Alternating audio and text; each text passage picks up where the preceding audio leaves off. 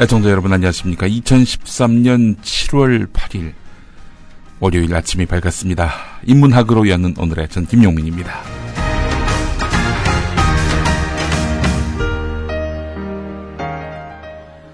음악사의 한 획을 그은 러시아의 작곡가 하면은 차이콥스키를 들지 않을 수가 없습니다. 차이콥스키, 그의 삶은 화려하지 않았습니다. 일단 고독했습니다.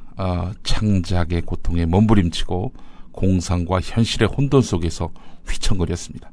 늘 말씀드리지만 천재 음악가 또 소설가 그 밖에 여타 예술가들 중에 이런 고뇌가 없는 사람을 찾기란 쉽지 않습니다. 또 이런 발칙한 상상력을 갖지 않은 사람도 찾기 힘듭니다. 이런 고뇌 없이 사는 청춘이 혹시 자녀라면 혹은 동생이라면 큰 기대를 걸지 않으셔도 될 것 같습니다. 고뇌 없이 사는 사람이 그게 머리 달린 사람입니까? 고뇌 있으신 분들 위로 얻으시기 바라겠습니다. 차이콥스키는 동성애 성향이었습니다. 그러나 이것을 외부에 알리지 않기 위해서 사랑하는 여인이 없었죠. 사랑하지 않은 여인을 만났습니다. 결혼 생활은 순탄치 못했습니다. 돈으로 차이콥스키를 후원하던 귀부인은 어느 순간 냉정하게 후원을 끊기도 했습니다. 그의 일생은 늘 괴로웠던 고독의 연속이었다. 이렇게 말해도 과언이 아닙니다. 자, 클래식 팬이라면은 이 차이콥스키의 음악 저간에 흐르는 그런 쓸쓸함, 이런 것들을 포착하셨을 겁니다. 차이콥스키의 백조의 호수 가운데 정경, 들으시면은 익숙한 음악일 겁니다. 이 음악으로 오늘 시작하겠습니다.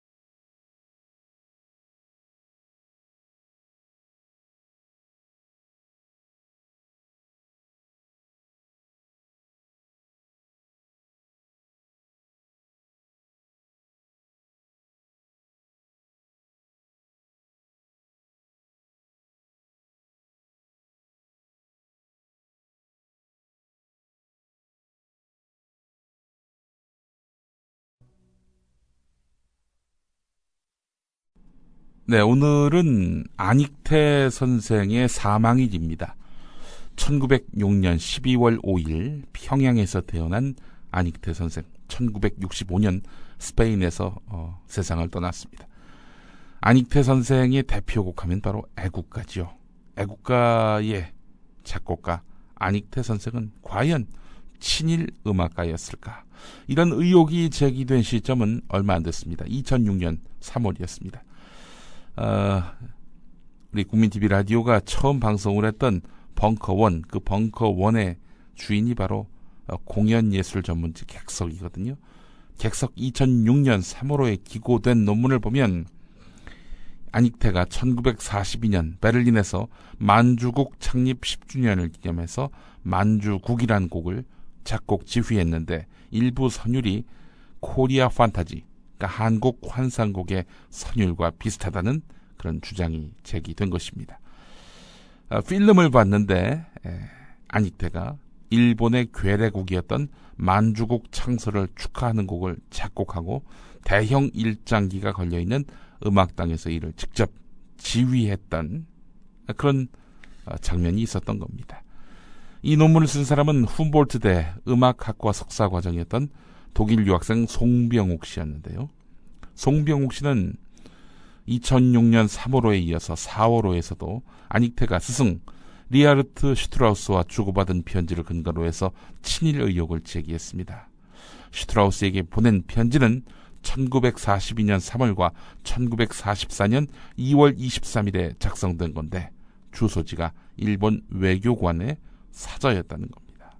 따라서 안익태가 일본과 밀접한 관계를 맺었던 것 아니냐, 이런 주장도 펼쳤습니다. 자, 안익태는 정말 친일파일까? 1938년까지는 안익태가 항일 정신을 갖고 있었던 것으로 인정됩니다. 문제는 그 이후 7년 정도인데 이에 대해서 안익태 재단 쪽에서는 절대 안익태가 친일파가 될 수 없다라고 강조했습니다. 일본으로부터 압박받은 사람이 어떻게 친일파가 되느냐라는 건데, 글쎄요, 이런 정도의 해명으로는 설득력이 좀 없죠. 일본으로부터 압박을 받았기 때문에 어느 순간 백기를 들 수도 있는 거 아니겠습니까? 명징하게 독립운동에 가담했다든지 친일 행적으로 꼽히는 그 행각들이 그 컨텍스트적, 맥락적으로 봤을 때 친일이 아니란 것들이 객관적으로 입증돼야 할 텐데 말이죠. 자, 여하간 그 검증에는 성의를 보이지 않았던 것 같습니다. 안익태 선생을 지지하는 쪽에서 말이죠. 민족문제연구소와 친일인명사전 편찬위원회가 2008년에 발간한 친일인명사전에 안익태 선생의 이름이 올랐습니다.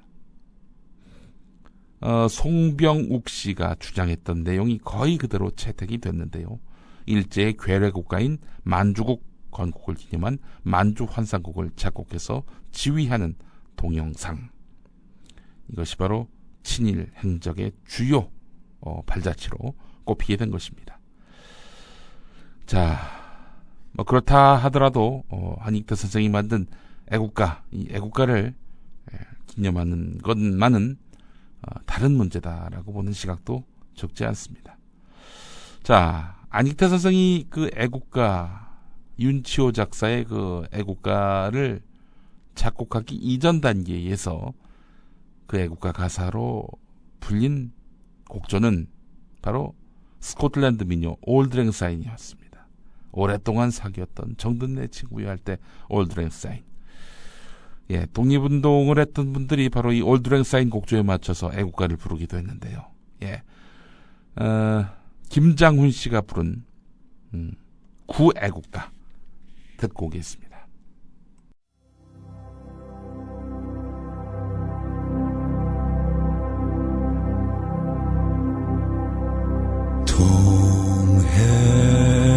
동해물과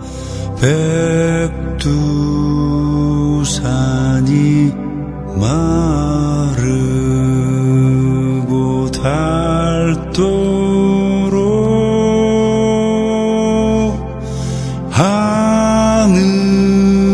하느님이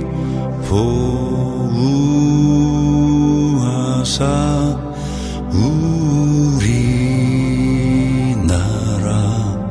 만세 무구와 삼천리 화려강산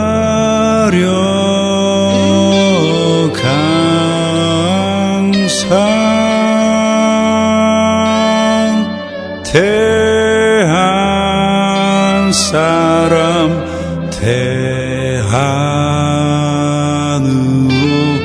길이 보전하세.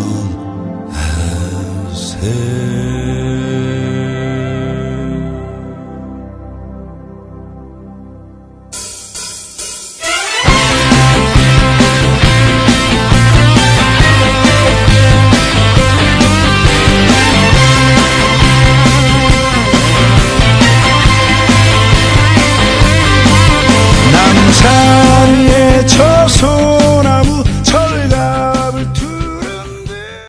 국민TV 라디오 인문학으로 여는 오늘 함께하고 계십니다. 저희 국민TV가 정말 공정한 뉴스를 선보이기 위해서 TV를 준비하고 있습니다. 국민TV 라디오를 통해 들으시면은 국민TV가 무슨 방송을 하려는지 그 철학과 또 칼라가 느껴지지 않으십니까? 국민TV 조합원이 돼서 이 TV 뉴스 만드는 일에 동참해 주시기 바랍니다. 7월 8일 2013년 7월 8일자 한겨레 1면 하단 광고에 저희 국민TV 이 조합원 가입을 위한 그런 여러분의 참여를 기다린다는 내용의 광고가 실렸습니다. 한겨레 신문 구독하시는 분들은 오늘 아침 한겨레 1면 하단 광고 주목해 주시기 바라고, 또 주변 분들에게 많이 또 조합원 가입을 독려해 주시길 바라겠습니다. 자, 7월 8일 기억하십니까? 1994년 7월 8일 말입니다. 김일성이 사망한 날입니다. 자, 김일성 사망설, 이건 뭐 사실 2004년에 처음 나왔던 것은 아니지요. 1986년 11월 17일 당시 국방부 대변인은 북괴가 전방지역에서 대남 확성기를 통해 김일성이가 총격으로 사망했다는 방송을 실시했다, 이렇게 발표했습니다. 1986년이니까 뻥이었던 거죠. 예. 자, 근데 북한 체제를 선전하는 대남 확성기에서 김일성 주석의 사망 뉴스가 나왔다니 뭐 당연히 신빙성이 실릴 수밖에 없겠죠. 당시 그 이북 오도청에서는 만세 삼창이 터져 나왔다고 합니다. 김일성의 사망. 글쎄요, 그 김일성 사망이 뭐 예를 들면은 북한 체제의 붕괴를 불러온다든지 그럴 일은 없었을 텐데 이분들이 만세를 불렀네요. 예, 물론 뭐 북한 체제의 붕괴를 기대해서만이 아니라 여하간 한국 전쟁을 발발케 한 그런 원흉으로서 김일성에 대한 어떤 반감을 만세삼창으로 표시한 것이겠죠. 자, 그런데 이게 뭐 김일성 사망은 해프닝으로 끝났죠. 그 다음날 김일성 주석이 몽골 국가원수의 영접을 위해서 평양공항의 모습을 나타낸 겁니다. 이게 참 정부로서도 난감하겠죠. 야당은 즉각 내각 총사퇴를 요구했습니다. 어디서 그 흘러들은 첩보를 가지고 이걸 기정사실화해서 나라 망신을 시켰다는 이유였는데요. 자, 그래서 1986년 7월 19일 국회 예산결산위원회에서 노신영 국무총리는 야당 의원들의 대국민 사과 요구에 대해서 국민들이 북괴의 김일성 사망이라는 대남방송이 사실이기를 기대했다가 결국 실망한 것을 충분히 이해한다, 뭐 이런 식으로 대충 덮었습니다. 자, 그런데 어째서 그 대남방송에서 그런 이야기가 나왔을까요? 혹시 평양과 휴전선의 나팔에 입이 서로 맞지 않는 이유는 독재의 황혼이 가까워진 것 아니냐, 다시 이야기해서 김일성의 리더십이 예전 같지 않은 것 아니냐, 뭐 이런 추측도 나올 법했는데요. 실제로 동아일보 1986년 11월 18일자에는 제가 방금 말씀드린 그 내용이 담겨 있었습니다. 독재의 황혼이 가까워졌다는 느낌이다. 하지만 그 황혼은 꽤 멀리 있었습니다. 김일성 주석이 8년을 더 산 뒤인 1994년 7월 8일 오전 2시에 진짜 사망했기 때문입니다. 때는 김영삼 대통령과의 사상 첫 남북 정상회담을 17일 앞둔 때였습니다. 당시 김일성 주석의 사망 보고를 받고 김영삼 대통령은 보름 후면은 남북 정상이 함께 모여서 한반도의 평화와 민족의 장래를 위해서 허심탄회하게 의논하게 돼 있었는데 대단히 아쉽게 생각한다라고 말했습니다.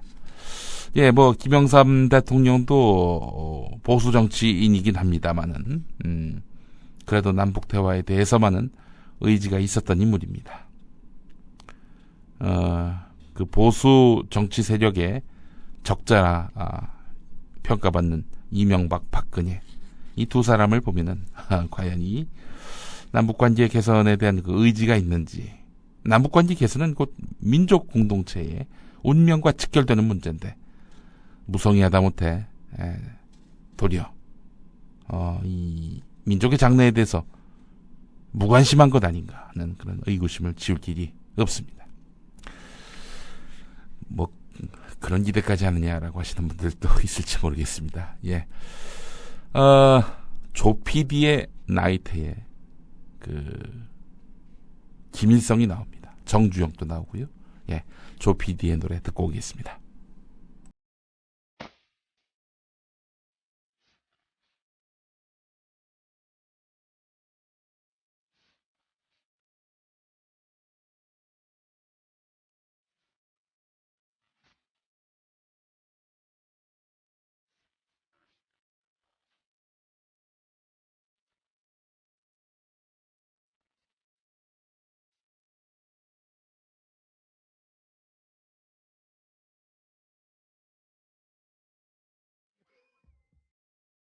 (2013년 7월 8일) 인문학으로 여는 오늘 함께하고 계십니다. 7월 두 번째 주입니다. 이제 휴가 계획 세우시는 분들 많이 계시겠죠. 이런 어려운 때에 무슨 휴가냐라고 하실지 모르겠습니다만은 쉬는 것만큼 또 훌륭한 재창조의 시간도 없습니다. 반드시 휴가 일정 잡으시고요. 일에만 몰두하지 마시기 바랍니다. 저 역시 휴가 일정을 잡으려 합니다. 자, 영어에는 로버 베런스, 강도 귀족이란 말이 있습니다. 중세 유럽에서 통행세란 이름으로 자신의 영지를 지나가는 여행자를 약탈하던 귀족들을 이렇게 강도 귀족으로 불렀는데요. 이 말은 19세기 후반 미국에서 새로운 의미를 덧붙입니다. 산업화 과정에서 엄청난 부를 축적한 기업가들을 그렇게 부르는 겁니다. 노동자들을 무자비하게 착취해서 호사스러운 상류 생활을 하는 그들에게 붙여진 악명, 바로 강도 귀족 로버 베런스였습니다. 스탠다드 오일의 존 록펠러가 그렇습니다. 록펠러 현존하는 최고 갑부인 빌 게이츠보다 3배나 많은 부를 쌓았는데요. 자선사업가라는 찬사도 있지만 그건 나중에 붙은 찬사고요. 미국 대통령이 록펠러가 아무리 좋은 일을 많이 해도 그가 지은 죄는 씻기 힘들 것이다라고 말할 정도로 악명 높은 그런 자본가였습니다. 1863년에 석유가 성장 사업이 될 것이다, 이런 판단 아래 정제업에 진출해서 닥치는 대로 정유소를 사들였습니다. 그 이후에 자동차가 본격 보급이 되고 휘발유에 대한 수요가 어마어마하게 늘어납니다. 그런데 미국 석유 정제 시장의 95%를 록펠러가 점유하고 있었어요. 어마어마한 부를 축적했겠죠.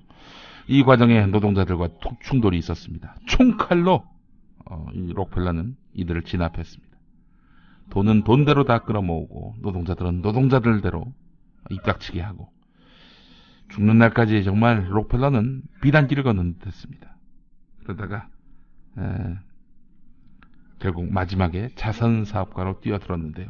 이대로 죽었다가는 이거 완전히 쓰레기로 몰리겠다라고 판단했던 것 같습니다.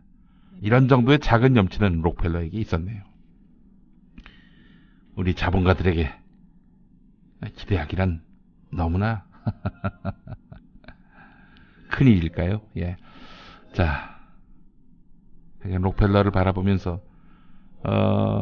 기도하는 신앙입니다. 11조를 꼭 하는 신앙입니다. 이렇게 해서 기독교계에서는 록펠러를 굉장히 추앙하는데요.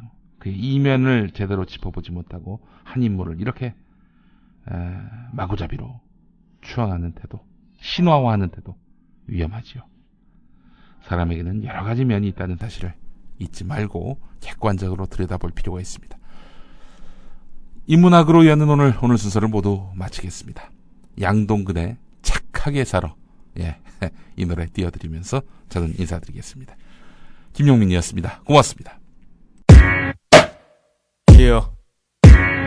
2004년 호랑이 와 DJ 내가 어느 날 랩도 하고 연기도 하면서 목 뻣뻣하게 걸어가는데 어떤 행인이 글쎄 연기도 랩도 하는 왕잘난 양동근이 목 뻣뻣하게 지나가는데 거지가 나타나서 하는 말이